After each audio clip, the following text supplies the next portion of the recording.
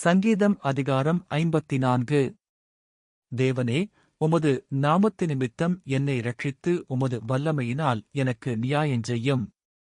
தேவனே, என் விண்ணப்பத்தைக் கேட்டு என் வாயின் வார்த்தைகளுக்கு செவிகொடும்.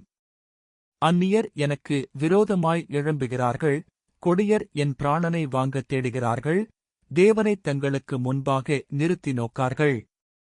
இதோ, தேவன் எனக்கு சகாயர், ஆண்டவர் என் ஆத்துமாவை ஆதரிக்கிறவர்களோடே இருக்கிறார். அவர் என் சத்துருக்களுக்கு தீமைக்கு தீமையை சரிக்கட்டுவார், உமது சத்தியத்து நிமித்தம் அவர்களை நிர்மூலமாக்கும். உற்சாகத்துடன் நான் உமக்கு பலியிடுவேன், கர்த்தாவே, உமது நாமத்தை துதிப்பேன், அது நலமானது.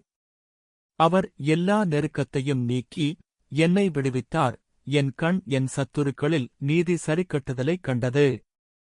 ஆமேன்.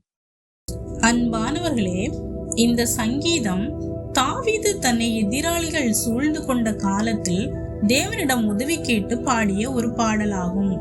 அவர் தேவன் தன்னை காக்கவும் தனக்கு நியாயம் வழங்கவும் வேண்டுகிறார். இக்கட்டான சூழ்நிலையில் அவர் தனது எதிராளிகளை தோற்கடிப்பார் என்ற நம்பிக்கையை வெளிப்படுத்துவதற்கு இந்த சங்கீதம் எழுதப்பட்டது. இன்று நாமும் பல எதிராளிகளின் மத்தியில் வாழ்ந்து கொண்டிருக்கலாம். அவர்களின் சூழ்ச்சிகளால் நாம் பல துன்பங்களை அனுபவிக்கலாம்.